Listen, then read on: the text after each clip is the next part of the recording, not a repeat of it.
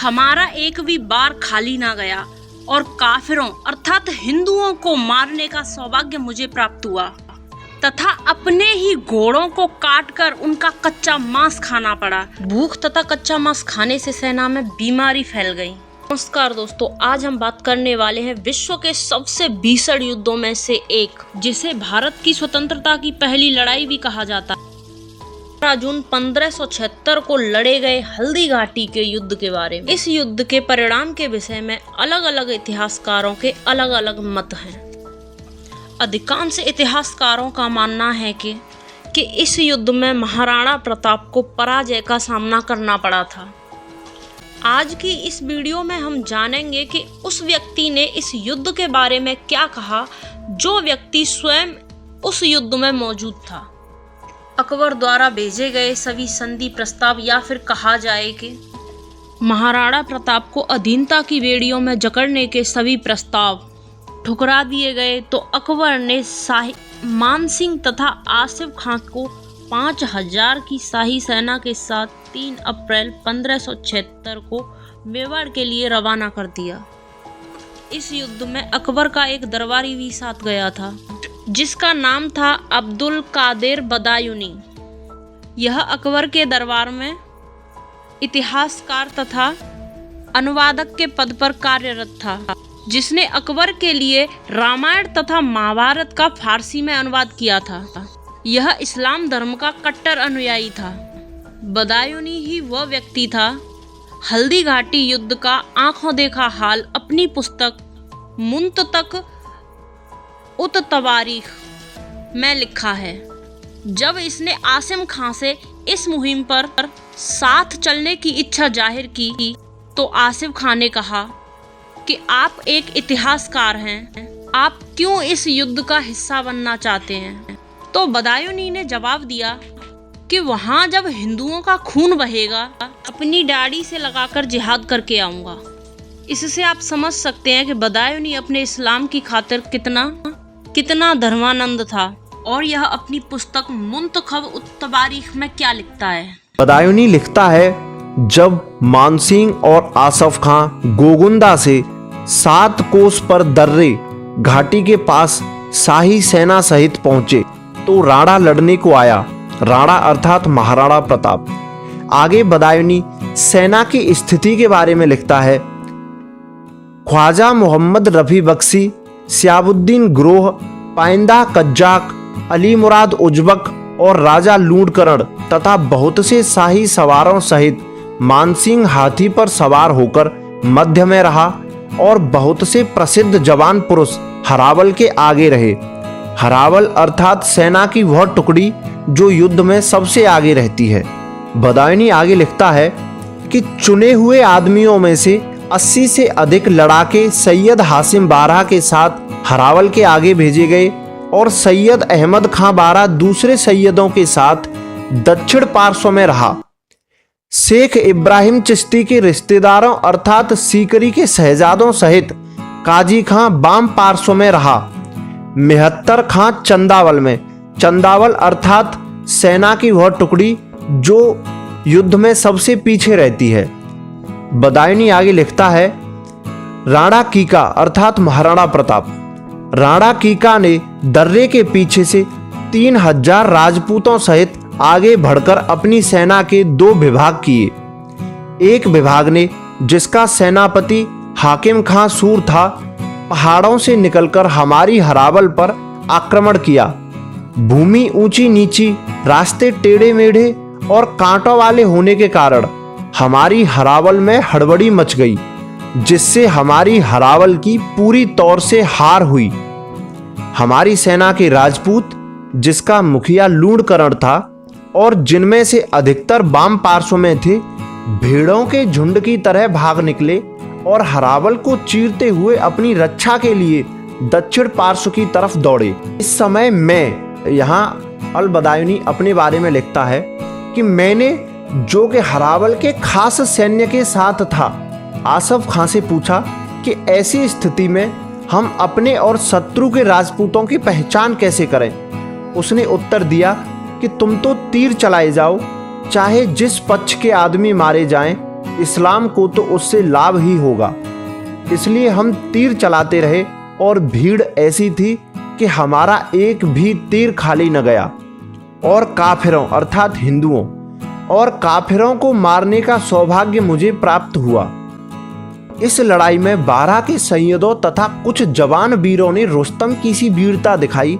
दोनों पक्षों के मरे हुए वीरों से रणखेत छा गया। बदायूनी आगे लिखता है कि राणा कीका के सैन्य के दूसरे विभाग ने, जिसका संचालक राणा स्वयं था, घाटी से निकलकर काजी खां के सैन्य पर, जो घाटी के द्वार पर था, हमला किया और उसकी सेना का संहार करता हुआ वह उसके मध्य तक पहुंच गया, जिससे सबके सब सीकरी के शेख जादे भाग निकले और उनके मुखिए शेख मंसूर के, जो शेख इब्राहिम का दामाद था, भागते समय एक तीर ऐसा लगा कि बहुत दिनों तक उसका घाव न भरा। काजी खां मुल्ला होने पर भी कुछ देर तक डटा रहा, परंतु दाहिने हाथ का अंगूठा तलवार से कट जाने पर वह भी अपने साथियों के पीछे भाग गया। हमारी जो फौज पहले हमले में ही भाग निकली थी, नदी को पार कर 5-6 कोस तक भागती ही रही। इस तबाही के समय मेहत्तर खां अपनी सहायक सेना सहित चंदावल से निकलकर आया। उसने ढोल बजाया और हल्ला मचाकर फौज को एकत्रित होने के लिए कहा। यहाँ बदायूनी ने यह नहीं बताया कि मेहत्तर खां ने हल्ला मचाकर क्या कहा, परंतु अबुल फजल द्वारा लिखित अकबरनामा के अनुसार उसने यह अफवाह फैलाई कि अकबर स्वयं एक बड़ी सेना के साथ रणभूमि में आ पहुंचा है। बदायूनी आगे लिखता है कि उसकी यानी मेहत्तर खां की इस कार्यवाही ने भागती हुई सेना में आशा का संचार कराया, जिससे उसके पैर टिक गए।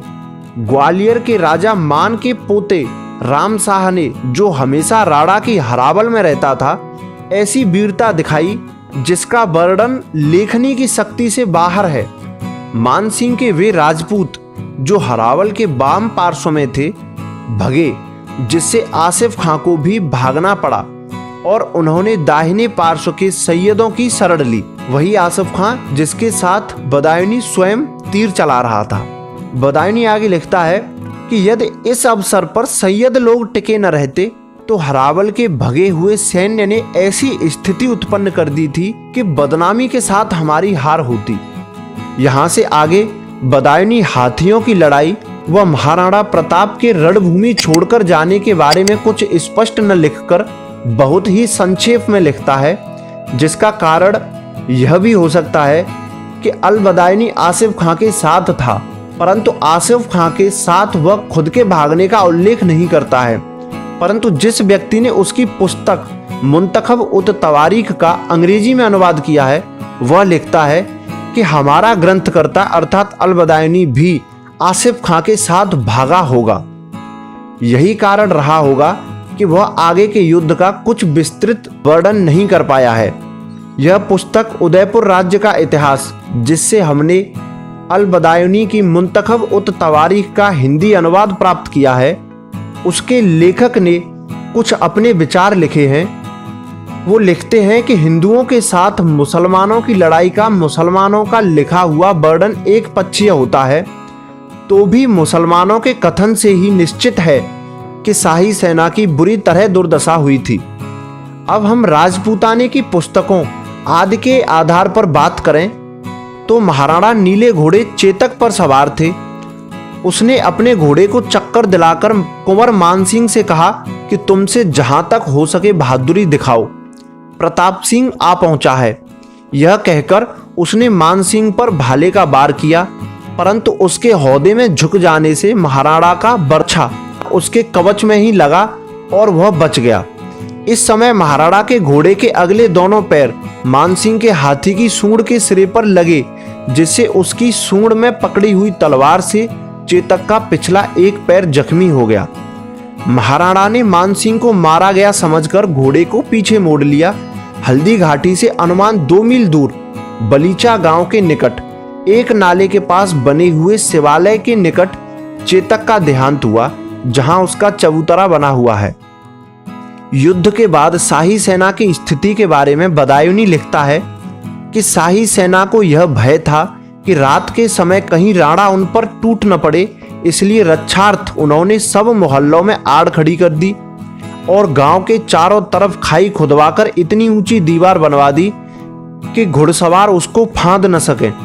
तत्पश्चात वे निश्चिंत हुए। फिर वे मरे हुए सैनिकों और घोड़ों की सूची बादशाह के पास भेजने को तैयार करने लगे, जिस पर सैयद अहमद खां बारहा ने कहा कि ऐसी फेहरिस्त बनाने से क्या लाभ, मान लो कि हमारा एक भी घोड़ा व आदमी मारा नहीं गया। इससे यह तो साबित होता है कि मुगलों के तमाम तवारीखों तथा इनके वेतनभोगी इतिहासकार किस प्रकार से अपनी पराजय तथा कायरता को छुपा लिया करते थे। अलबदायनी के अनुसार सेना में महाराणा प्रताप का इतना भय था कि वो शिविर के चारों तरफ गड्ढे खोदकर दीवार बनाकर रह रहे थे। डर के कारण कोई भी खाने की तलाश में शिविर से बाहर नहीं जाना चाहता था। शाही सेना को पेड़ों से कच्चे आम तोड़कर तथा अपने घोड़ों को काटकर कच्चा मांस खाना पड़ा। भूख तथा कच्चा मांस खाने से सेना में बीमारी फैल गई। जब मानसिंह और आसफ खां दरबार पहुंचे तो बादशाह ने नाराज होकर इनके दरबार में आने पर तथा वेतन पर रोक लगा दी थी। अब कुछ तथ्य निकलकर सामने आते हैं जिनसे अंदाजा लगाया जा सकता है कि विजय किसकी हुई थी। हमले की शुरुआत में ही शाही सेना का रण छोड़कर भाग जाना। युद्ध के बाद शाही सेना की दुर्दशा, हर क्षण महाराणा प्रताप के भय से सीमाबद्ध रहना, रसद की कमी से अपने ही घोड़ों को काटकर खाना, अकबर का मानसिंह तथा आसिफ खां से नाराज होना। अलबदायनी के अनुसार इस युद्ध में 120 मुसलमान और 300 हिंदू मारे गए। अब जो 300 हिंदू मारे गए वो महाराणा प्रताप तथा मानसिंह दोनों की तरफ की सेना के थे। यदि देखा जाए तो इस तरह भी नुकसान शाही सेना का ही अधिक हुआ था। इन तथ्यों पर विचार करके हमें कमेंट करके बताएं कि हल्दी घाटी के इस युद्ध में किसकी जीत हुई होगी तथा ऐसे ही वीडियोस देखने के लिए हमारे चैनल सब्सक्राइब करें। धन्यवाद।